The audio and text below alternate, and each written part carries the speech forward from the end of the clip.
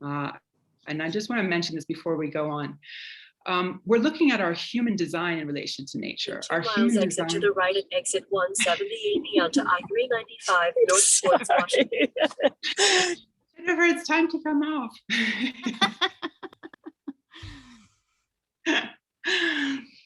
Okay, so what we're trying to understand here, and why we're doing a 3-part series, because there's such a vast amount of information to talk about. We did a first part of this Biophilia series last week with self-care and learning how to use biophilia and connection to nature for our own self-care, and also self-care of that extended body, which we understand is the earth.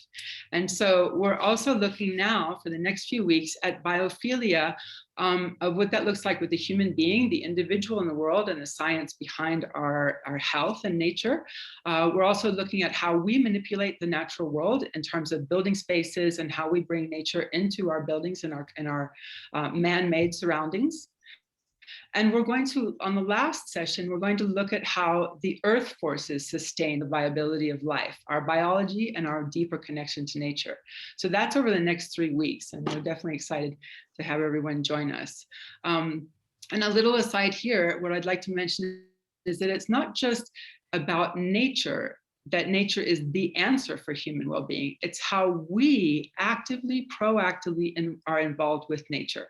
So nature provides us with the rhythms and sustenance that we can tap into for health and well-being in the form of plants and sunshine and, planetary rhythms even. But it's really about our connection within and how we can come back into nature. So we understand nature to be in a rhythmic balance and constant dynamic movement. We know that if nature stops moving, if something is stagnant, then life doesn't happen. So inherent in biophilia is movement and rhythm. If we don't see rhythm coming into our lives, then we see stagnancy, and we begin to understand that there's not a health related there. So just to give us a little background on that, we can go ahead and move forward on this slide. So where do we find rhythm in our lives? And I would like to put this out there to the audience and say, where do you all find rhythm in your lives on a regular basis? Just a quick example. Are you asking us, Bonnie? Or I'm asking everybody in the chat to send us a little bit. But yeah, Monica, where do you find rhythm in your life? Well, I mean, I was thinking this is more of a Jennifer answer, but since you've got, is the walking, right? I mean, I think doing a regular walk and finding that rhythm, just the putting the feet in front of another. People could find a rhythm in yoga practice, in the meditation of the breath. And I would push ourselves to all think about the rhythm in those ways rather than the rhythm of my carpool pickup or the rhythm of making dinner or folding laundry. I think, sometimes we get caught up in these other rhythms, mm-hmm. But really I would challenge everybody to think about, those more natural rhythms. Mm-hmm. Mm-hmm. I'll add to that too, what Monica was just saying. Because when we step into those natural rhythms that were already a part of us, these walking rhythms, it also then helps us realign our heart and head rhythm. Mm-hmm. And Monica knows this, it's very different than being in a car or carpool versus like being outside. And as I listen to this telling us how to get where we're going, but again, it's those natural rhythms that help us get back into true alignment. And even when we are in those places and spaces, realign with that, even our circadian rhythms and everything else that we'll also get into. But I'll mute myself for now. Well, that's exactly where I hope to go with it. And I really haven't seen anybody answer on the chat, so please join in. But you mentioned the circadian rhythm. So our chronobiology, our internal biological clock, is tapped in directly to the rhythms of the planet, the cosmos, the movement of the moon and the sun, us around the sun. That brings us to our biorhythms. And that's, basic Chinese medicine is all about the biorhythms and the timing of, the organ function in the body. And chronobiology is something that we're really looking at in the wellness world too. So we know about that. simple menstrual cycle, so rhythm is really something that once we start tapping into it, and once we make a decision to live a life in a rhythmical way and trying to keep on a daily rhythm, not rigid, not something that's dogmatic, but something that's very rhythmical, we'll start to find that we are tapping into that balance and in tune. And the alternative of rhythm is chaos, and that's a frenzied, inharmonious style. So we know that that's not sustainable either, and that's not what nature sustains. So just kind of in the beginning of our conversation, we wanted to bring in rhythm as a really main kind of pillar. And nature is regenerative in that way. So when it's in rhythm, there's a natural regeneration. So similar to nature, wellness is a creative force of our lives. Well-being is creative.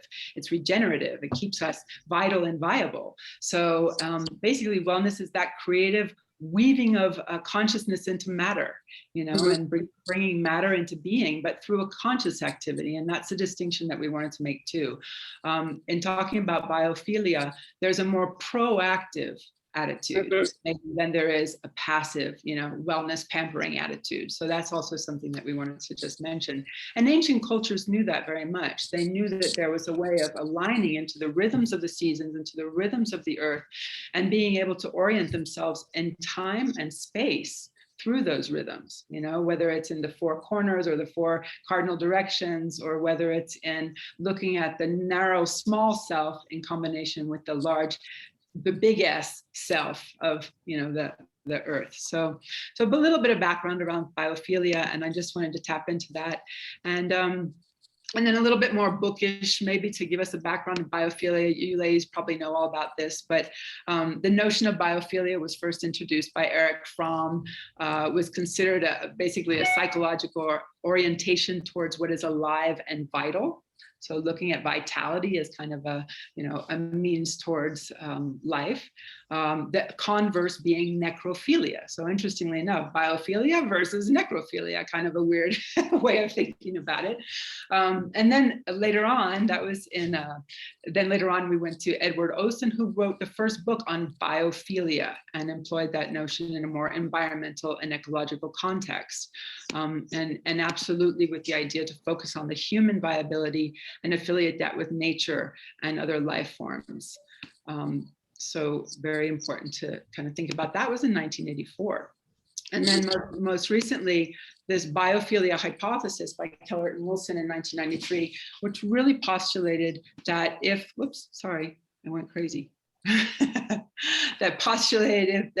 biophilia is substantiated, it provides a powerful argument for the conservation of biological diversity on the planet and the functioning of all those species in harmony.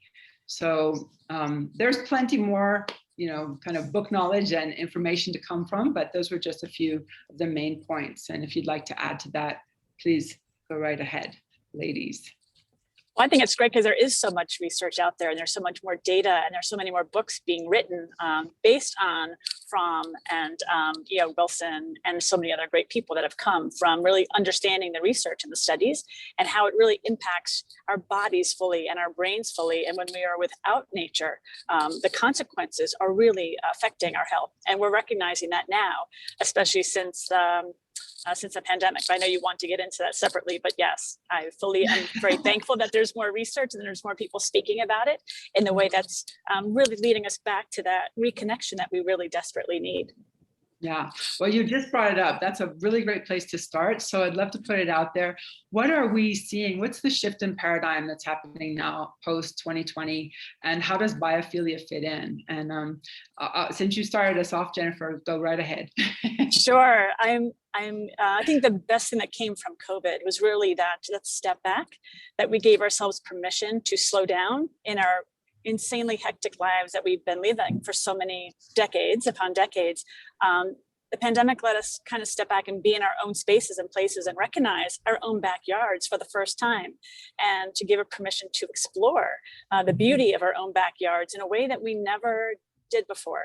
And, we took those hikes and the walks, and I loved people writing to me and sharing their stories of how they were, again, apologies, but how they were really reconnecting with their space that they never had before. So I always, like Monica and I talk about this, you cannot really protect that which you do not know or love. So people are finally discovering or rediscovering their spaces. And it really kind of led to saying, wow, I need this for my better health. I need more time outdoors and reconnected to the natural world, for the betterment of my family, for the betterment of my community, for the betterment of my region, of course, globally. So it always starts within your family unit, yourself, to be able to share that love of what you just found out. And so I think there's so many more people are talking about it. I have so much more stories around finding wildlife and finding that connection with bird life, which I've loved all the stories. Are sharing these like really in-depth conversations of like a dog they found, or a wolf, or a coyote, or in a small beach town in New Jersey, there's a fox family that people are just admiring from afar. There's actually fox living on the beach, and it's a beautiful discovery. Again, I apologize, but I'll shut it off from there so you can mute me and let Monica take it from there for a few. Great. Thank you, Jen. Monica, do you have anything to add? Yeah. Yeah. I think, I agree with Jennifer.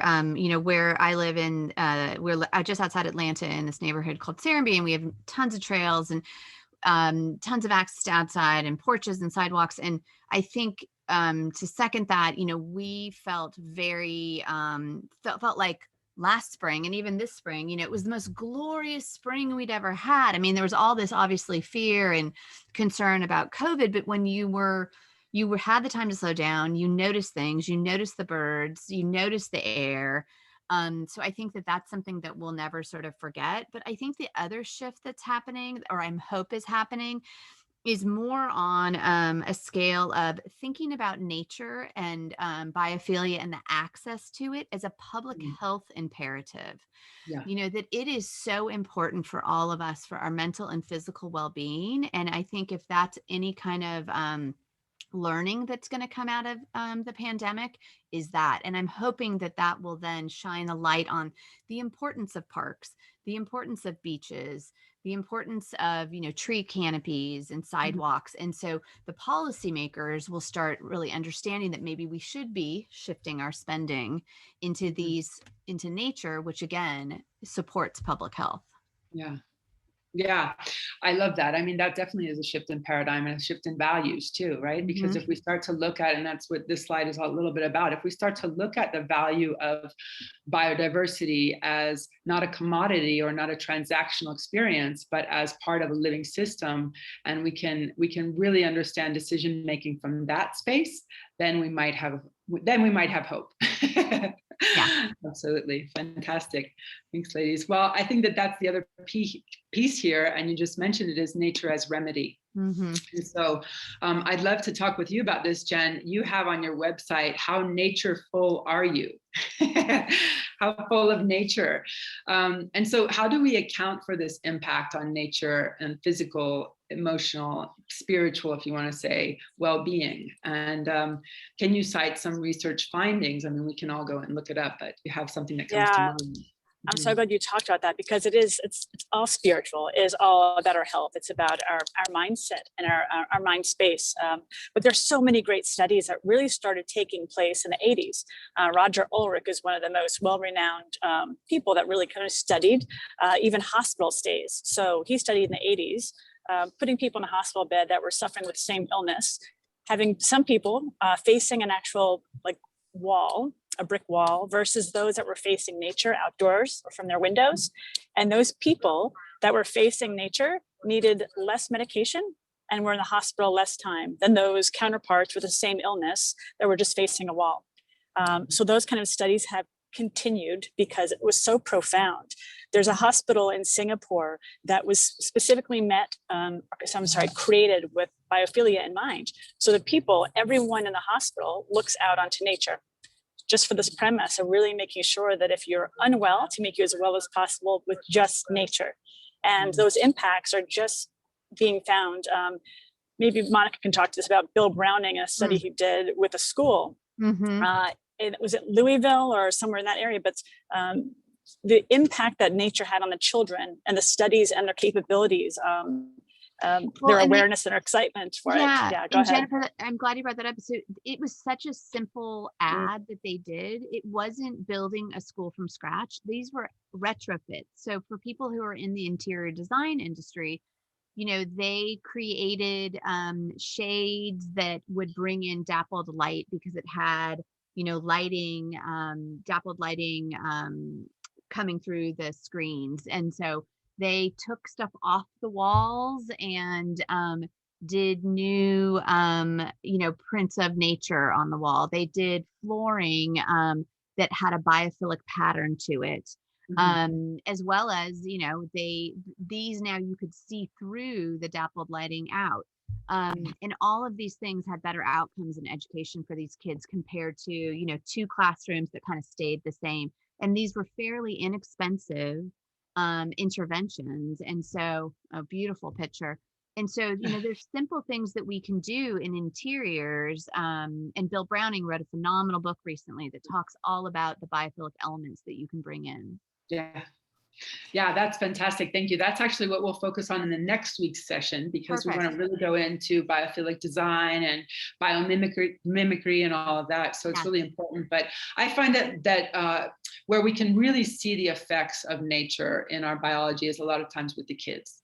With children, and how their exposure to the outdoors and how their playtime, just really shows that there's a radiance that comes out of being within nature. And I mean, science can validate it, but we can also have that anecdotal experience right there in front of our eyes with kids, and certainly that's a lot of fun. I mean, I just quoted these two studies that were done because I thought that they were quite indicative of what we're talking about. That nature said that if we have 120 hours, the Journal of Nature, that if we have that time in nature, we definitely are showing that there's a lower probability of cardiovascular disease, obesity, diabetes, and a host of different disorders, mental, physical. Well, and we had a great study that we read about this is that Tim Beatley shared with us, who is creator of Biophilic Cities. And so he is a professor at UVA, and he basically, the University of Louisville had done a whole study about tree canopy. In neighborhoods with more tree canopy, the difference in life expectancy was 12 years. Wow. Fantastic. I mean, and so that's a whole program that they're doing. And now that's where they're then adding more tree canopy and more trees in the city of Louisville. Wow, interesting. And unbelievable. I'm going to have to look into that because I live in the desert. There's not much tree canopy for us here. And I wonder about our friends in Arizona or around there. Well, this was a comparison of neighborhoods just in Louisville. So I'll send it to you. Makes a lot of sense. Absolutely. And it also, I mean, of course, you can tell a difference in temperature and, the climate change issue and temperature. And so very, very interesting. Yeah. Great. Oh my gosh. So talking a little bit more about this design, and I very much like this comment here that comes from Terrapin Bright Green. It's a company, you might have heard of them. And it just made so much sense, to return to the intuitively obvious.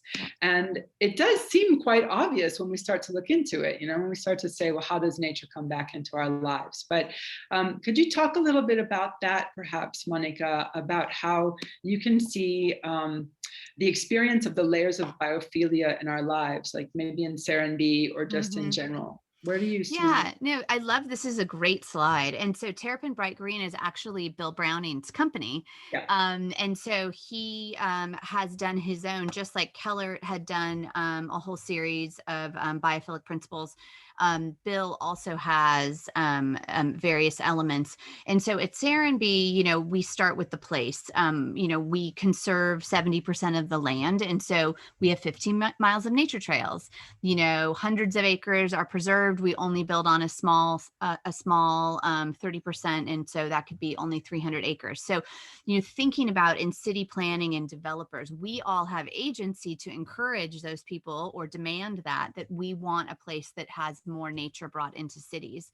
And then, buildings and building materials like you have here are super important. And so what does that look like? Having the windows sited appropriately in architecture, what are the elements that you can bring in, whether that's a natural material or it's just a beautiful picture of a landscape that's on your wall that's bringing biophilia into the room as well. Obviously our first step is always thinking about, access to nature, but that could be just, a plant or a tree on your balcony in New York. It doesn't have to be Yellowstone or nothing. But I think that this is an amazing way to think about it on the continuum of from a city down to, like the plant behind you in Bonnie, Yeah. It's these small little additions, I think, that Monica's talking about. So just the learnings are the most important part of just the aspects of like the green spaces, or just having access to see something that really shifts your mindset. I think Bill Browning even said, if you look at nature for 40 seconds, it actually calms your brain.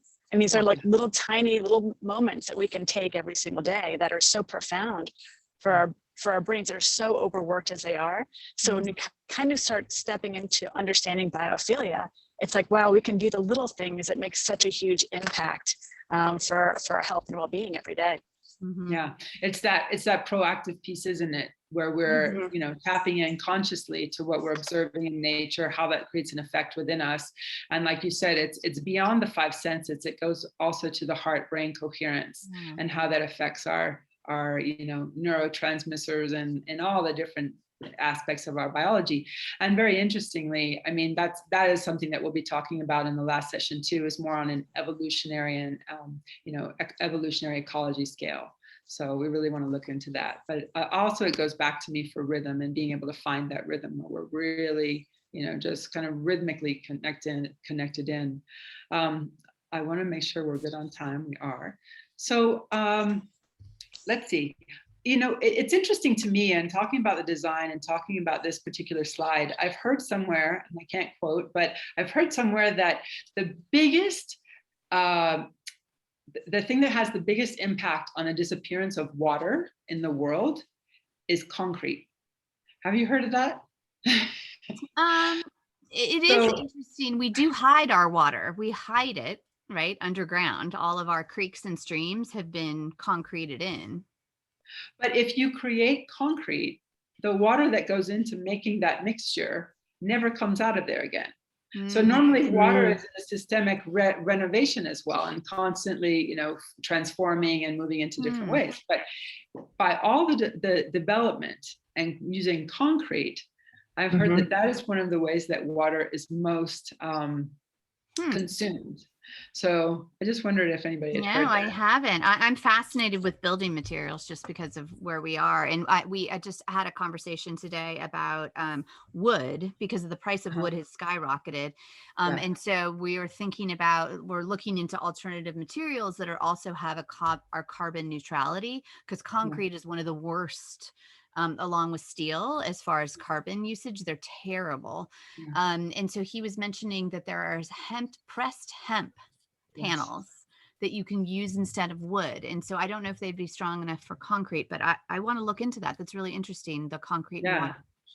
So again, that would be a little bit more delving into that in our next session. But I find it's very interesting, because there's not only, it's not only the functional piece of how we're building, but it's how it creates a harmony within us, how it creates this sense of well-being, a sense of well-being, but also how it reflects back into our well-being. So that piece of it is very interesting. And I wonder, Monica, talking about this, where do you think the greatest opportunities are in terms of biophilic solutions and, for the Biophilic Institute, and where are you seeing a lot of opportunities that might be surprising at this moment in time? That's a great question, because the big reason we started the podcast was we had a lot of questions, right? And exactly. We understood sort of what biophilia is, but we sort of wanted to sort of have a conversation with your girlfriend, that it wouldn't be this weird gobbledygook word or very scientific, and try and bring solutions to people. I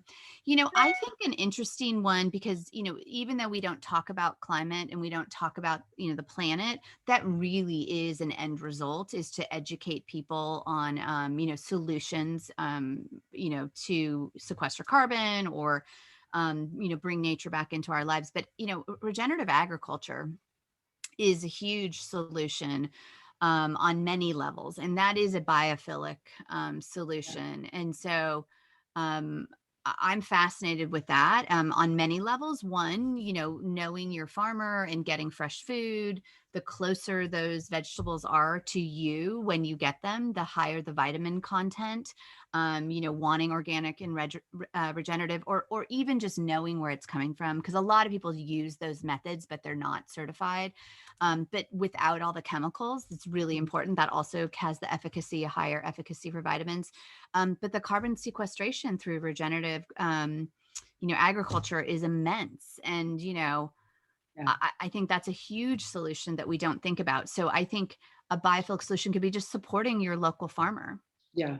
Yeah, fantastic. I really want to mention a couple of things on that. Would you like to add anything, Jennifer? I'm not sure if Jennifer's pulled off on the exit or if she's still with us. Sorry. We're a little bit lost. So we made it's okay. You're at home. You're at home for a minute. I apologize again. This is so not. I'm just leaving Saren B, to be honest. So it's been a 3 weeks, yeah. And I thought I'd be Jennifer when you leave Saren B. Yeah, you got lost in the world. I thought we would be at the hotel, but we got Okay. Anyway, well, that's fine. Go ahead. Sorry. No, go ahead. Well, just on the topic of regenerative agriculture and regenerative farming, I mean, that's definitely something we hear in San Miguel. We work a lot with biodynamic farming. Mm-hmm. And, the whole point of that is not so much what you're not putting in terms of, pesticides or fungicides or whatever. It's about what you are putting in terms of soil vitality, keeping the ecosystems going, making sure that the farm ecosystem is in balance as well between the plant life, the human life, and the animal life too. Mm-hmm. So it's very interesting. And curiously enough, I was just going to quote one of our teachers, Dennis Kloschak, and I use this quote all the time. Sorry. He says, in regards to nature, that the nature is wise, but not free. And man is free with free will, but not necessarily wise. And that to me just sticks with me so deeply in my soul. I say, what is the source of wisdom? Like, where do we find that wisdom? Because we are truly the only life on the planet that has free will, and we can make that choice and we can have that proactivity. Mm-hmm. And so also just an interesting aside here, human being comes from the root of humus, basically the wet earth, right? Yeah. So we are the beings of the wet earth. But then if we develop that on, it also is the root of humility. It's also the root of humiliate. Mm-hmm. And it's also the root of humors. So, part of what I wanted to explore in this biophilia seminar is what is our human design? Mm-hmm. Not just the biophilic design of how we're designing the world around us, but what is our inherent human design that is so tapped into nature? And we say, nature is our nature. Mm-hmm. So, how do we want life to work here? How do we kind of create life to work for us, and how do we work within life? I think those are very, very important questions. And one of the things I wanted to do, and we had talked about doing, is a little bit of a breakout group or to explore that. So these are the questions that I'm going to ask for some support with Shay. And if we can break into, let's see, we have 16 people on here. So maybe we do groups of 4. What do you think? Okay. And we can explore these ideas. And what I wanted to do, just for a few minutes, we'll take just maybe 7 minutes, is for us to explore the way we as human beings in our lives are designing our life to be towards wellness or not. Because, we all can be honest with ourselves, me included. The Zombie culture is not necessarily, biophilic in nature as the hours we spend on Zoom. But that's what I wanted to ask, and using the framework of why and what for. If we ask the question in our lives, why do I do this? We're looking a little bit more in towards the past. Mm-hmm. If we're using the question, what for? So every answer that we come up with, we say, what for? Then that leads us towards design, and it leads us towards a future, a creative future, basically. So what I would like to do is to ask these questions and frame these questions that are here in the way that is with the idea of what for, or if it has to be why, then we can do that too. So let's see, is Shay there? Yes, Yeah. I'm just gonna stop your sharing for a moment Yeah. because I don't think because it's sharing that I can do the breakout. There we go. So ask in those little breakout rooms, how am I designed to live on the planet? And ask, how do I design my life to live on the planet? And with the framework of that question and the context of what for, if I am looking towards success in my business, what for?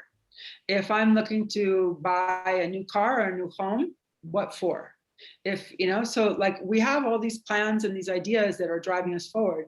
And if we really want to look at this biophilic relationship in the world, then we can context it around this.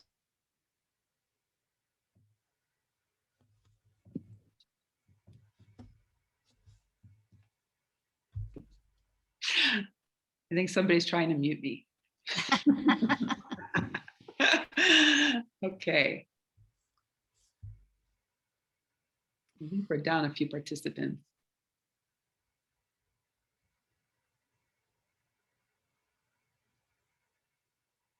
I don't hear you, Shay. In the beginning, when we started, we were able to do breakouts, but now the option is no longer there. I don't know if it's because maybe I made you a co-host. Do you have that option on your screen? I do not. So we'll just hold on to that. And what I would ask everybody to do is just maybe, in your own mind or on a piece of paper here, take a minute or so to kind of think about that and say, how am I creating in my life this design that brings me in a closer unison with nature, a unity?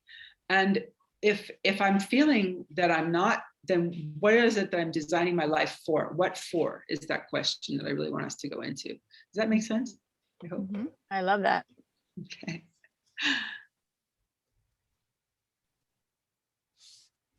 Okay, let me just see real quickly here.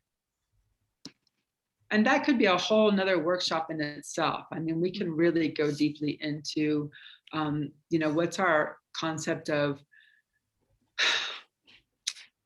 it's such a big philosophical question, but the question really is like, how are we individually and communally designing for the future?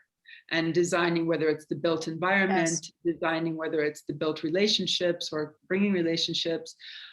So that's what we're really trying to get to, I think, in our work, in whether it's sustainability, regeneration, biophilia, wellness, is that bigger framing question. Yeah, go ahead, Jennifer. Can I add to that what you were just saying? Monica and I have talked about this before, but I talk about this a lot because I spent 25 years in beauty, and that conversation around sustainability is such a big conversation, and also sometimes becomes that big word that's hard to grasp. But I always try and reframe it in a way of it's hard to feel sustainability, but we can feel nature. So if we think more of like, every little thing that we do really impacts nature, not just sustainability is this thing or doing less harm.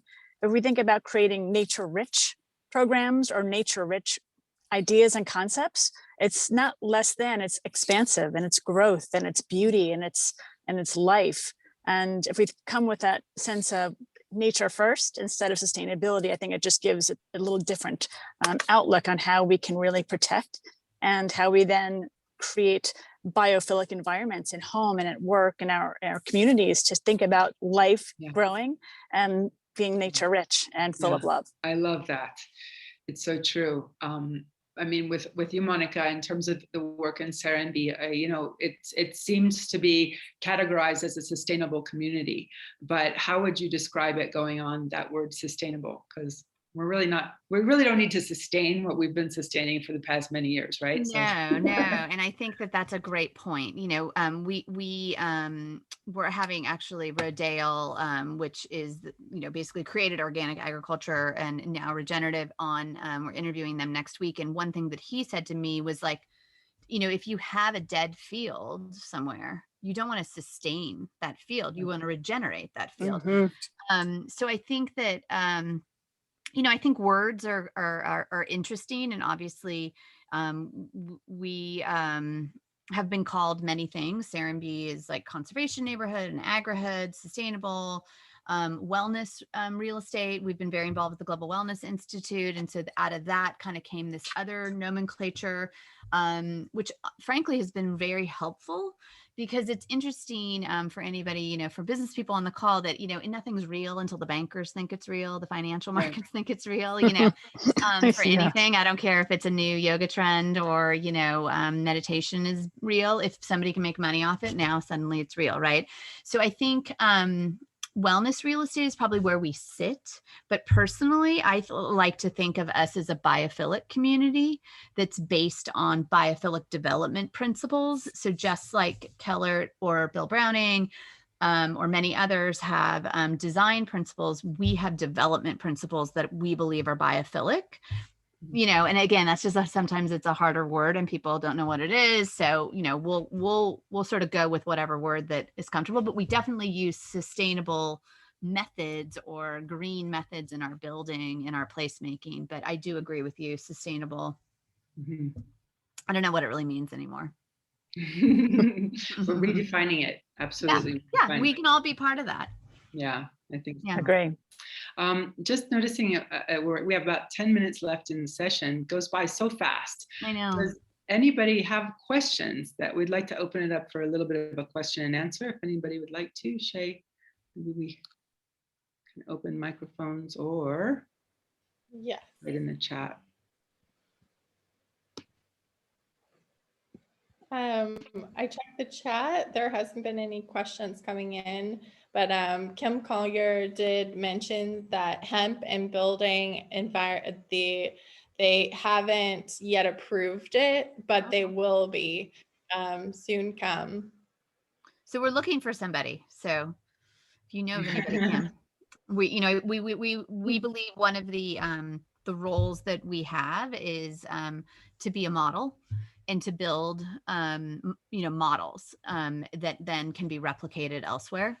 So we're always looking to show innovative building materials or innovative ideas and have them demonstrated so people can come visit and see that, it's kind of like, it's not the hay bale straw house community. It's this really lovely, beautiful community that happens to be made with like a really, really deep green, sustainable issues.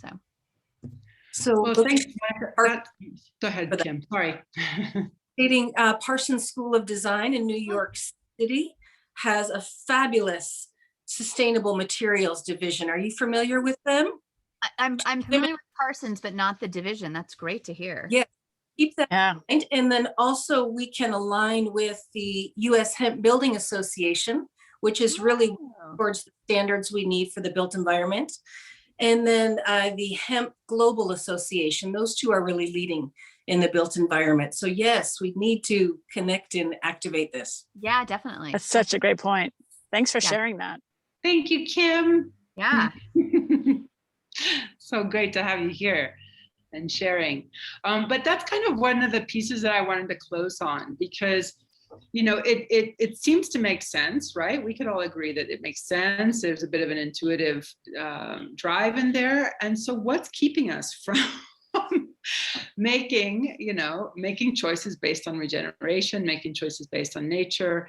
I think that's the ongoing conversation that we're going to be having, is how to change, we mentioned it before, but the transactional nature of our relationship with nature, the idea of commoditizing, and looking towards, these, my friend Bill Reed says, nested systems where you're creating benefit and viability on many levels, not just in, the one or end user. And so that's a conversation I'd love for us to continue to have. And, in context of wellness, it really looks towards how can each individual contribute in a way that is vital, viable, inspirational, and proactive in companies that are sharing those values. So, it does come down to economics, but I think that's also the next conversation that we're having within wellness. What does financial wellness mean? What is economic viability? So. Yeah. And so sometimes we have to beat them at their own game, and find the numbers and do the research and then the financial markets come along, and sometimes you have to stand alone out there in the kind of your own little island and keep screaming about biophilia. And then eventually, people will come along. But I think what you're doing here, Bonnie, is a great example of that education, because, I think probably all of us on this call agree, like, once you know, you can't unknow. You can't unknow. Exactly. It's so true. So then you have to make a decision, That's the free will piece again. And I'm a big believer of individual agency, but sometimes we don't think we have it because society and culture tells us that we don't. It's a little there, that's a whole nother conversation about falling in line. And I do think that we need to stand up and, speak about what we believe in. Yeah. And what Deborah just said too, education, right? It's all about education. And the more education we know, the more we need to share. And that's why I love the conversations that Monica and I are having just with the Biophilic Solutions, just because we're learning so much and we just want to scream it from the mountaintops, because the more we know, the better off we become as humans, to then educate our families, our community, our loved ones. And then it spreads like wildfire. And we hope, we really hope. Yeah. Putting the word out there and inviting people to take part in the conversation. That's part of the important piece. And I really think what you just said, Monica, is so important. It does come stronger when you're in community. So, if we align with like-minded individuals and companies and groups, then you do start to see a resonance kind of expanding from there. So that's our goal within GSN. That's my personal goal as well, and why we wanted to have this conversation with you both. Super exciting. Tell us a little bit more about Biophilic Solutions, the podcast, and where people can listen in. Yeah, so we're on everywhere you can find podcasts: Apple, Spotify, Amazon. I think you can get it on your Alexa, maybe. You can. Yes. Yeah, and you can go to, we have a standing website right now, which is just Biophilic Solutions / Buzzsprout, which is where our hosting, but we're about to sort of launch a full-on one. It really is just, how do we educate people on this concept, build a movement of people, of like-minded people that can come together, and really sort of ask questions, because we do believe there are a lot of common sense solutions out there. And again, how do we get people to have agency, to realize they can be part of the solution? Because I think, again, I'll speak for myself at least, you can get overwhelmed. You're busy, you've got all sorts of things going on, and you're like, all you want to do is hide from the world and watch Netflix. And I definitely feel that way, but I do feel like we do have power. And so it's a little bit of like, what's your superpower? And then you can find your superpower, and then you can use that to go after your purpose and goal. So, Jennifer and I just were lucky to meet each other a couple of years ago, and then just thought, that we love the Biophilic Institute. And we thought, well, what if we created a podcast and sort of, in that steed, and just tried to share with the world. So yeah, we'd love you guys to join us and listen. Again, it's everywhere you find your podcasts. Subscribe. I should be, my producer would tell me, subscribe and review us. And we've had Bill Browning on, who's amazing. Tim Beatley, who is Biophilic Cities, that talks about what is an ethical city, which is an amazing conversation. We just had Sarah Milligan-Toffler. You mentioned Richard Louv at the top of the slides. He created the Children in Nature Network, and Sarah lives here at Serenbe, and she's also the CEO and president. So that just that's fascinating. Landed today. Wonderful conversation. And then we have Rodale, Jeff Ketch, who's the Chief Impact Officer of Rodale's coming up. We have Jill Tabb, we just had. Jill Tabb talks about awe, the power of awe in thin places, which we just tease you with that, but that would be perfect for your third series. We have an amazing guy that wrote a book, Birding While Black, that talks about nature. He's coming on, as well as American Farmland Trust talks about their programs and how do we save farmland. So those are sort of the direction we're going. We're always looking for ideas and guests. So, let us know who you're interested in hearing from. Awesome. And it's every other week right now, until we can find some more time, right, Jennifer? I know, exactly. We're working on it. We're working on it. Well, ladies, thank you so very much. I just really, really love having these conversations and connecting the dots and connecting people. So hopefully the community will grow and the conversations will continue. I just want to close off with this last slide here. Whoops, oh, that's not the last one, sorry. Go forward. I was like, thank you, wow. Yeah. And here, you know, the idea of we're not just in this for ourselves or our generations. I see, this is from Crazy Horse, I see a time of 7 generations when the colors of mankind will gather under the sacred tree of life and the whole earth will become one circle again. And then here we have the phenomenal Jane Goodall, who says that the indigenous people around the world, before they make a major decision, used to sit around and ask themselves, can't see the rest of it. How does this decision affect our people 7 generations ahead? Yeah. So I think that those are very important ways to look at it. And I would just say, you know, the couple of things from Zach Bush. Dr. Zach Bush is an amazing physician and inspiration. And the idea is that if we don't reconnect to nature, we'll destroy it again, and in turn ourselves. And he says, you are made out of the fabric of life itself. You have a drive for life at the fabric of the cell. And it's now about the survival of our species. And humanity has a terminal disease. And you are the hospice doctor at this moment. So not to be depressing, but we have this moment to become the most human that we've ever been. I love that. So if we can step into this moment and drop the old story, and I think we have tremendous, tremendous capabilities. So agree. And thank you, Bonnie, for setting the stage for this conversation and allowing us to be a part of it. It's really, we're very lucky to be a part of this group and to have this time with you and with everyone that came to be with us today.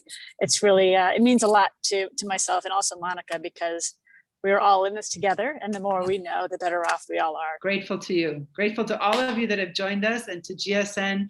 And thank you very, very much. Really, really look forward to continuing on with this journey and this conversation. So it was a joy. Thank you. Yeah. Yes. Thanks, thank you, everyone. Anybody have anything to say? Thanks. Great. Any thank yous? Thanks, Shay. Thanks so much. Thanks, Joanna. Guys. Thank you, Monica. Thank you. See you all soon. Thanks for putting up with my driving. You lasted pretty well. No cutouts. I won't be driving next week. I won't be driving, I promise. Fantastic. Thanks, ladies. Really appreciate it. Great. All right. Bye.